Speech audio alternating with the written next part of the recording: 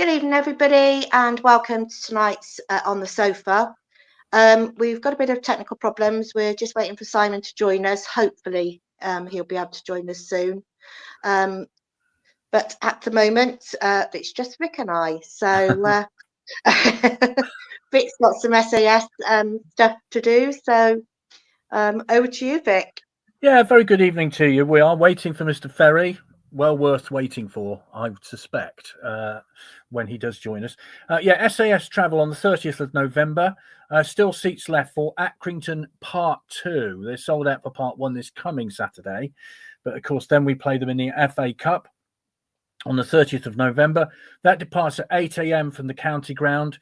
£29 for members of the official supporters club, £31 for non-members. So that's the departure for Accrington Stanley Part 2. Colchester on the 3rd of December. That departs at 2 p.m. £25 for members, £27 for non-members. And there are limited seats left for Bradford City, that on the 14th of December, departing at 8 a.m., £30 for members, £32 for non-members. So that's the SAS travel news. Worth being a part. If you're not a season ticket holder and you've not joined the official supporters club, you get a reduction, don't you, on every time you travel on SAS travel. So it's well worth doing it. So Yeah. So £5 for memberships for the official supporters club, and then you qualify for your membership, which you can probably get back in a couple of trips. So yeah, I don't think the Accrington Stanley Cup tickets are on sale yet, but again, it'll be publicised on socials, or we'll answer it on here. And also the Port Vale game on the 8th of February at home is now a 12:30 kickoff. So an early kickoff for that one. We welcome your comments, but there is a problem with Facebook, and it isn't giving us who the people are sending it through. It just says Facebook user. So if it does read out any, it will just be literally, if you ask this question, here's your answer type thing. So we do apologise, but it is a Facebook issue, not our issue. So yes. So Saturday, what do you think? Well, it all started very well, 18 seconds, wasn't it? We all thought, oh, great, this is, but the trouble is, of course, if you score after 18 seconds, it means you've got a long time to either hold out, but you've got a long time to build on it. So you just never know, do you? So unfortunately, after 44 minutes, a disputed call for a corner, I think so, a very disputed, in fact, should have been a goal kick. But then there was a subsequent corner, which, of course, the town failed to vend, 1 each at half-time. A second half, of course, well, we all know what happened in the second half. MK Dons dominated, got the win. Swindon 1 point above the relegation zone, which is not a good place to be. It was one of those games. They were very, very physical, Milton Keynes Dons, weren't they? It's people being thrown left, right and centre. So, but there you go. If the ref or the linesman don't give you anything, you can't do anything about it. And also, as somebody said to me at the match, you don't get the referees don't they're not defending the goals, are they? So it's our defenders that are. So so away we go to Accrington on Saturday. Of course, who had a very good win over the weekend as well. So unfortunately, they're in form. We'll see what Swindon can do on Saturday afternoon. So it's a vital game, I think, because then we've got Morecambe the following Saturday, who also had a win over the weekend. So the thing's not looking too great at the moment. We'll see what happens over the next couple of games. It's essential they get decent results, I think. It's a long, cold winter if they don't. Yeah, but I think the commitment and everything was there Saturday. And for me, they should have brought Glaxell and McGurk on earlier. I think that would have helped. Maybe not get the sort of 3 goals and made us a good win, but it would have helped, I think. So yes, just to confirm that we are waiting for Mr. Ferry to arrive, not literally arrive. It's a long way from Scotland, and he did say that everything was well and all good. So we're waiting to hear from him. Basically, I've called him, I've texted him. We'll see what happens in the next few minutes. The Swindon women, of course, a big game for them. Over 6,500, I think, at Bournemouth yesterday. Bournemouth going very well at the top. But Swindon lost 4-0 in that one. So not a surprising result. Bournemouth taking the points in that. And I was fortunate enough to go and watch the youths on Friday afternoon play against Exeter. And they played very well indeed. Won by 5 goals to 1. They were 5-1 up at half time. And that was a score after 90 minutes. They played very well. So they're looking a very good side. And of course, as we know, several of the younger players have made it through to the first team, which is good stuff. So well done to the academy. They're doing a fabulous job.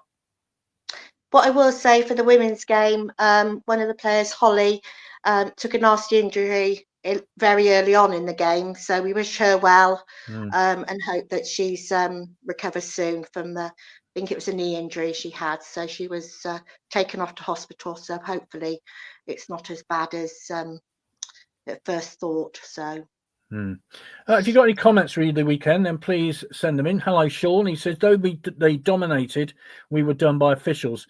Didn't help. And I think it's fair to say most people were unhappy with the officials. I think that did have an effect, but Milton Keynes still won. They're in the playoff positions now. So I think they're looking a good bet, I think, to go up, aren't they, this season under Scott Lindsay. So things looking good for them. We'll see what happens for the town, of course, over the weekend. We may have news of our Mike Malarkey event, I think it's fair to say, over the next day.